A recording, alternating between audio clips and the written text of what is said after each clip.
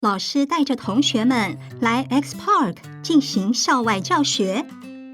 同学，这里是一座都会型的水族馆。你们看，这是高达2层楼的福尔摩沙大水槽哦，好壮观啊！这里面有6000多只的林鲳鱼，还有红鱼和多种鲨鱼。你们快过来看，这里有好大只的蝴蝶鱼哦！李李，这种鱼叫红鱼啦。是哦，它的外形好像蝴蝶哦，我以为是蝴蝶鱼。李李，你也太搞笑了吧！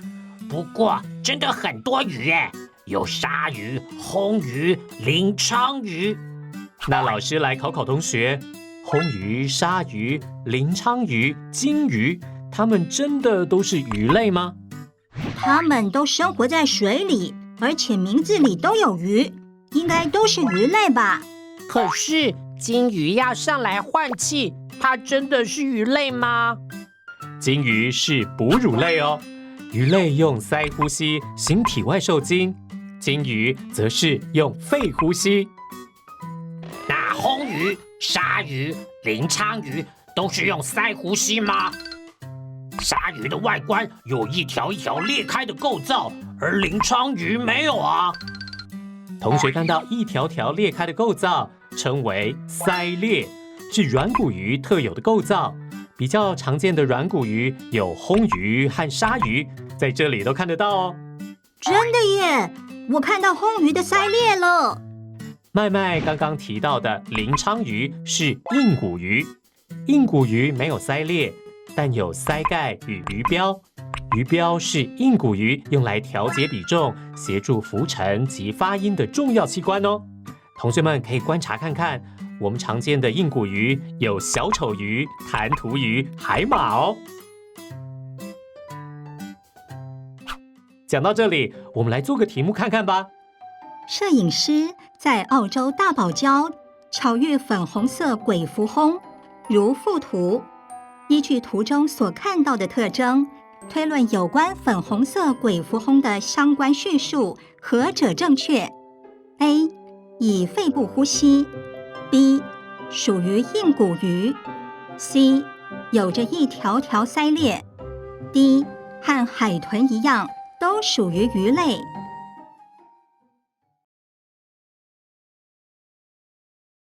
答案是 C。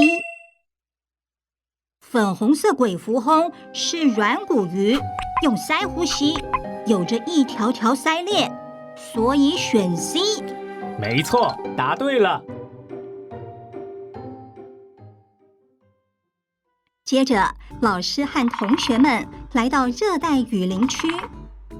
这些青蛙有着楚楚可怜的大眼睛，也太可爱了吧！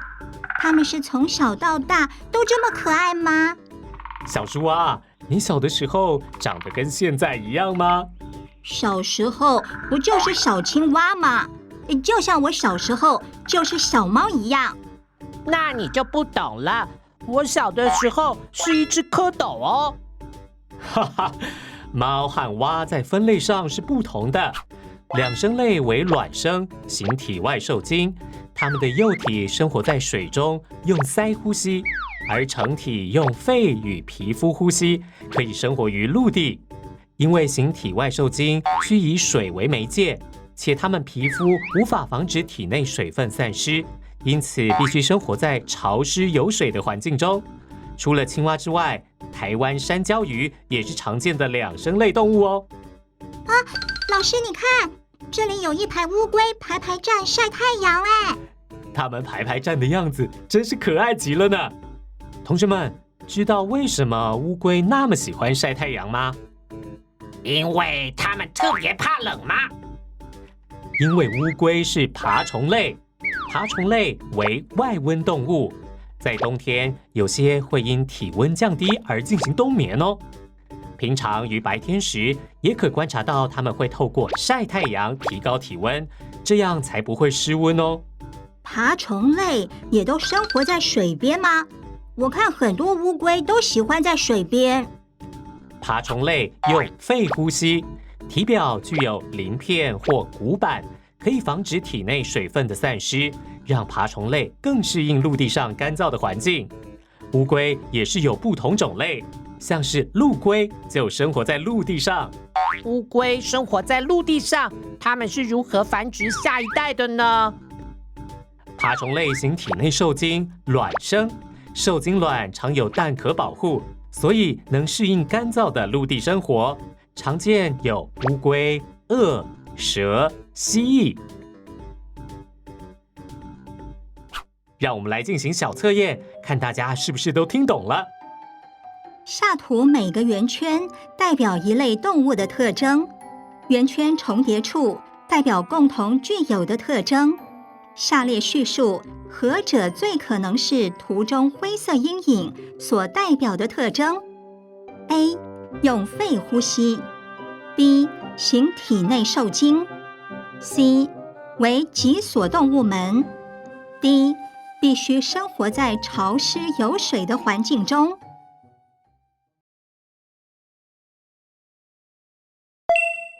答案是 B。灰色阴影代表爬虫类特有，而鱼类和两生类没有的特征。鱼类与两生类都行体外受精，只有爬虫类行体内受精，所以选 B。答对喽！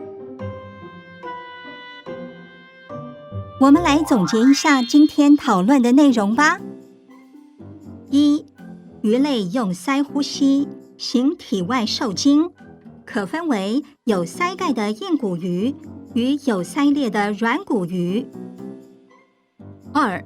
两生类的幼体用鳃呼吸，成体用肺与皮肤呼吸，皮肤无法防止水分散失，行体外受精。3.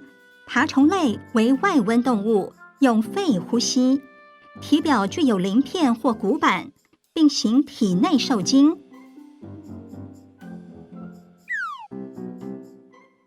狐狸猫在一篇文章中看到斑鱼狗鸟首度现身云南，你认为斑鱼狗鸟是斑马、鱼、狗还是鸟呢？欢迎大家查查资料，留言在下方跟大家分享哦。